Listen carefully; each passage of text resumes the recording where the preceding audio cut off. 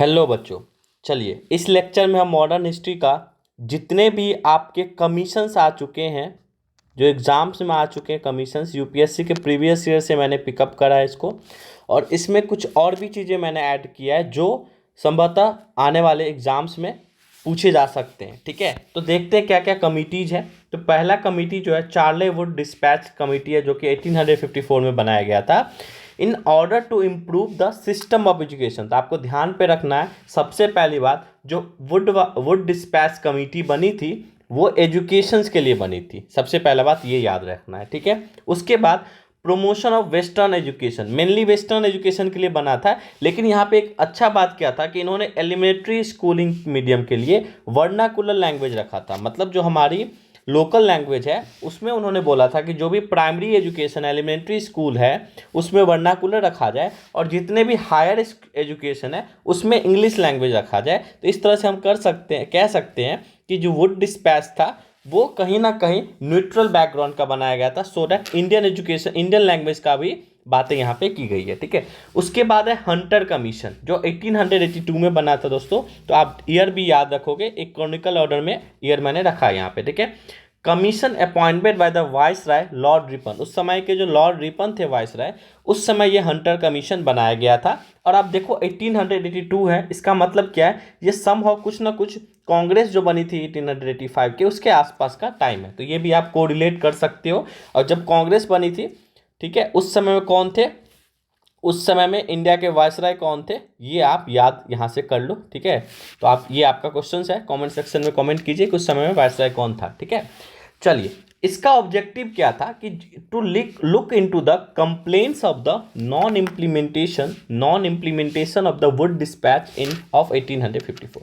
जो would committee बनी थी ना, उसका जो नॉन इम्प्लीमेंटेशन का कंप्लेंट्स है उसको, उसके लिए ये बनाया गया था हंटर कमीशन। तो अगर आप आसान भाषा में याद रखोगे तो हंटर कमीशन भी जो है वो एजुकेशन से रिलेटेड है, ऐसे आप याद रख सकते हो। और पूछ सकता है which of the following commission in the British era is for the education और फॉर द एजुकेशन सिस्टम। तो आप यहाँ से आप पिक कर सकते हो सही ऑप्शन। ठीक है, रैली कमीशन जो है 1902 में बनी थी to inquire into the condition and prospects of university की बातें कर रही है। और India recommend proposals for improving their constitutions and working. जो उनके क्या क्या उनको रिकमेंड किया गया प्रपोजल कि मतलब इम्प्रूविंग देयर कॉन्स्टिट्यूशन और वर्किंग कंडीशन को इम्प्रूव करने के लिए इसमें बातें कही गई है। इन्होंने रिकमेंडेशंस क्या दिया था, इनका जो रिकमेंडेशंस था उससे क्या हुआ था, इंडियन यूनिवर्सिटीज एक्ट पास हुआ था 1904 में। तो ये बहुत इंपॉर्टेंट है कि किस कमेटी के थ्रू इंडियन यूनिवर्सिटी एक्ट पास हुआ था, किन के रिकमेंडेशन पे पास हुआ था, आप यहाँ पे मेरे दोस्तों याद रख सकते हो। ठीक है, जो गवर्नर जनरल था was given more power to manage affairs of the university. जो यूनिवर्सिटीज़ के अफेयर्स थे, कैसे एडमिनिस्ट्रेशन होगा, उसका जो पावर है ना समहाउ गवर्नर जनरल को दे दिया गया था। अब यहाँ पे गवर्नर जनरल के साथ साथ वाइस राय भी रख सकते हो, क्योंकि उस समय में गवर्नर जनरल को वाइस राय बोला जाता था। ठीक है, अब वाइस राय कब बोला जाता था, कब क्या था, उससे इससे पहले वाला लेक्चर आप देख सकते हो मॉडर्न हिस्ट्री में, जिसमें मैंने पूरा का पूरा बताया है बहुत अच्छे तरीके से। तो आप जा सकते हो वहाँ पे। ठीक है, उसमें सारा रेगुलेटिंग एक्ट मैंने डिस्कस करा है। ठीक है, जितने भी चार्टर एक्ट है और जितने भी गवर्नमेंट ऑफ इंडिया एक्ट है सारा डिस्कस किया टिल 1947 तक। तो आप उसको देख सकते हो बहुत कॉम्प्रिहेंसिव वे में। ठीक है, चलिए यहाँ पे क्या हुआ कि जितने भी कॉलेजेस हैं वो तो डिक्रीज कर गया number of colleges, but number of students क्या हुआ यहाँ पे इंक्रीज कर गया। ये बहुत गुड पॉइंट था। ठीक है, अब देखो जो सैडलर कमीशन था वो मेनली किसके लिए बनाया गया था, कोलकाता यूनिवर्सिटी के लिए बनाया गया। लेकिन इन्होंने रिकमेंड किया 10+2-3 पैटर्न, जो अभी भी इंडिया में चल रहा है। न्यू एजुकेशन पॉलिसी आ गया, लेकिन समहाउ अभी भी इंडिया में 10+2-3 पैटर्न चल रहा है। 10+2 का मतलब ये मैट्रिकुलेशन हो गया, 2 साल का 11-12 हो गया और 3 साल का ग्रेजुएशन हो गया। ये अभी भी 10+2+3 चल रहा है। 10+2 आपने नाम सुना भी होगा। और रिकमेंडेशन किसने दिया था, सैडलर कमीशन ने दिया था। ये बहुत इंपॉर्टेंट है। और देखो इनको मेनली बनाया गया था कोलकाता यूनिवर्सिटी के लिए। ठीक है, इनको बनाया गया था मेनली कोलकाता यूनिवर्सिटी के लिए, लेकिन इनका recommendation all over the India में क्या किया गया था, इस चीज़ को एक्सेप्ट किया गया था मेरे दोस्तों। चलिए, तो इसमें हम लोग और आगे देखते हैं कि हर्तोग कमीशन जो बनाया गया था 1902 में, तो इन्होंने ये ब्रिटिश इंडिया के लिए बनाया गया था, ब्रिटिश इंडिया ने बनाया था। एक तरह का सर्वे था कि क्या ग्रोथ ऑफ एजुकेशन है इंडिया में, एजुकेशन ग्रोथ क्या इंडिया में, उसके लिए हर्तोग कमीशन बनाया गया था। तो इनका क्या फाइंडिंग था, क्या रिकमेंडेशन था, उसको देखते हैं। Stagnation of education at primary level.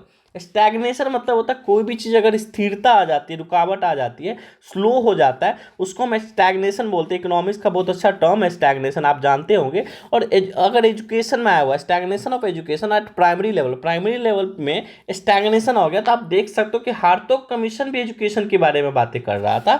और इन्होंने बोला कि more focus should be on primary education. देखो प्राइमरी एजुकेशन पे फोकस होगा तभी जाके जो इनरोलमेंट रेशियो है वो सेकेंडरी एजुकेशन का बढ़ेगा, और एक जो इच्छा होती है एजुकेशन के प्रति वो जागरूक होगा। क्योंकि अगर प्राइमरी में ही अगर मान लो जस्ट इमेजिन कि प्राइमरी में ही अटेंडेंस गिर जाएगा तो सेकेंडरी में कितना ही अटेंडेंस बढ़ेगा। ठीक है, इसलिए यहाँ पे बातें की गई थी। नेक्स्ट हम लोग देखते हैं लॉ कमीशन, बहुत इंपॉर्टेंट। लॉ कमीशन से आप याद रख सकते हो कि एजुकेशन के बारे में होगा नहीं। अब देखो लॉ कमीशन का प्री इंडिपेंडेंस ऑरिजिन है, ऐसा नहीं है कि इंडिया इंडिपेंडेंस के बाद भी लॉ कमीशन की बातें हुई थी, ऐसा कुछ भी नहीं है। लॉ कमीशन की बातें इंडिपेंडेंस से पहले भी बातें हुई थी। फर्स्ट लॉ कमीशन जो है वो 1834 में बना गया था, ये भी याद रखोगे। और किसके कारण बना था? As a result of charter act of 1833। और 1833 चार्टर एक्ट क्या बोलती है, आप मेरे लेक्चर्स में जा सकते हो, वहाँ देख सकते हो, मैंने बहुत डीपली इसको अच्छे से पढ़ाया है। Under the chairmanship of the TB Macaulay, TB Macaulay के चेयरमैनशिप में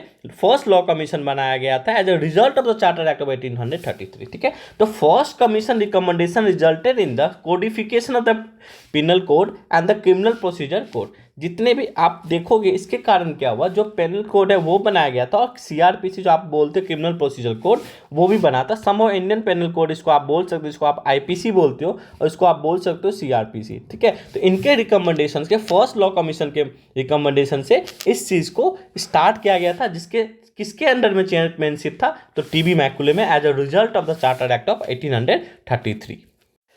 चलिए नेक्स्ट हम लोग ये देखते हैं कि बटलर कमीशन जो था वो किसके लिए था, तो वो था Indian state relationship with the British crown. Indian state का ब्रिटिश क्राउन के साथ क्या रिलेशन होगा, ब्रिटिश क्राउन की बातें होने लग गई थी। आप देखोगे मेरे पुराने लेक्चर्स में कि जैसे जैसे 1857 का वॉर हुआ उसके बाद जो है ब्रिटिश क्राउन की जो बातें हुई वो स्टार्ट हो गई। ठीक है, ईस्ट इंडिया कंपनी को डाइल्यूट कर दिया गया। ठीक है, और ब्रिटिश क्राउन ने पावर को ले लिया by the support of British parliament. ठीक है, तो देखो बटलर कमीशन जो था वो किसके द्वारा पास हुआ था, इरविन के द्वारा पास हुआ था 1927 में। ठीक है, फ्रेजर कमीशन आप देखोगे तो वो पुलिस रिफॉर्म की बातें करता था बाय कर्जन इन 1902। जो व्हाइटली कमीशन था वो लेबर के बारे में बात कर रहा था बाय इरविन। तो आप यहाँ से बना सकते हो, देखो इरविन कहाँ है, 1927 1929 किस किस में, तो बटलर कमीशन और व्हाइटली कमीशन दोनों में इरविन थे, फ्रेजर कमीशन में लॉर्ड कर्जन थे, और सप्रू कमीशन जो अनएम्प्लॉयमेंट के लिए बना था उसमें लिथिंगो थे 1935।